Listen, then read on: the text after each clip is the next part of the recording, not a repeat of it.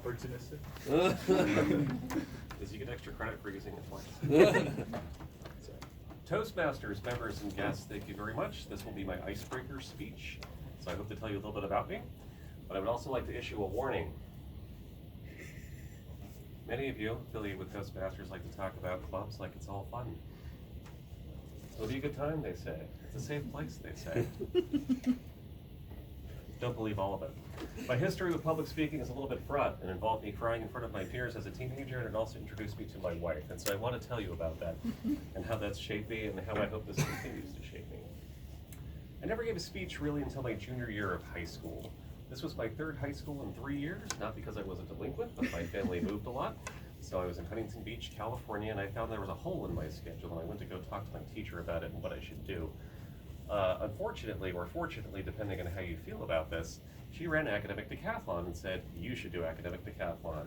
And being 16, I said, okay, you're the teacher. So I signed up for that, not knowing what all 10 things were. It turns out one of those 10 things is public speaking. And by the time I found that out, it was too late. And I was told to write a speech and give it, which I did in someone's living room. I think I made about halfway through before I stopped and started crying. As I thought about running away or doing something else disastrous and self-destructive, I looked up and realized that no one was judging me. They gave feedback on the part of the speech I made it through, and then I realized that would be really easy to improve on. All I have to do is finish it next time. And I'll have made so much progress.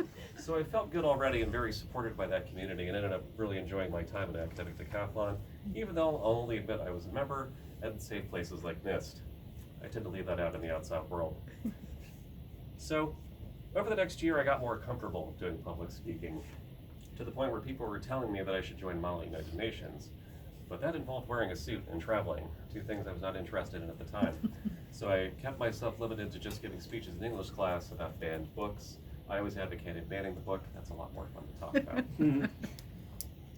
about. What also made it interesting was that I then got a girlfriend who it turned out was into drama. Actual drama, not, well, okay, that's complicated. Let's just talk about the cool part. So there was an improv group, and she told me I should join. You're funny, she said. You should do this, she said. And I did, and it was terrifying. To this day, nothing is scarier than having to show up in front of a group of people who expect you to be funny with no resources to draw on but your imagination. I don't do that anymore, but I'm glad I did it at that time when I was stupid enough to try. I also had to perform in a play that her dad wrote, which was a really high-pressure situation that I hope to never be in ever again. Again, still 17, still thought that would be a good idea. And I did it, and I'm glad I did. I hope to never do it again.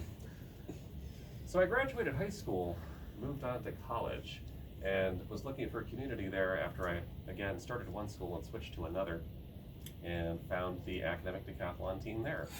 And thought, okay, I'll try this again, this time of my own volition. So we did, and we were having a good time, but then it became time to recruit new members. And so they said, well, we're going to go to the Honor Society, and we'd like you to be there to show members of the team. Well, it turned out the president got really, really scared prior to doing it and did not want to give the speech to introduce the club. And so they looked at me and said, you do it. So I did. I don't have a lot of memory of this. My wife says I was wearing a blue fisherman's hat, a purple t-shirt, and green corduroys. Apparently I robbed thrift stores to dress myself in college.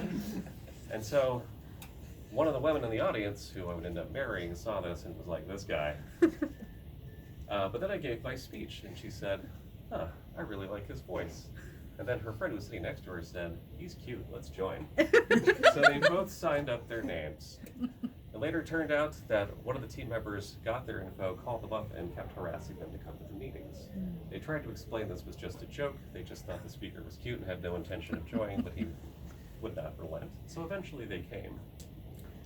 There's a long courtship story behind this that's really embarrassing, so I'm not going to tell it. If you find my wife, she'll be more than happy to share the 30-minute version. But it involves me, even though I was a good public speaker, had a hard time with public listening, which extended our courtship a little bit as I missed various dozens of clues that she was interested in dating. Luckily, that didn't stop us, and we ended up getting married. So, what does this have to do with Toastmasters today? Well, I've found that all of these experiences, while being really vivid and sometimes humiliating, were all really enriching because they forced me to test what I thought I was capable of doing.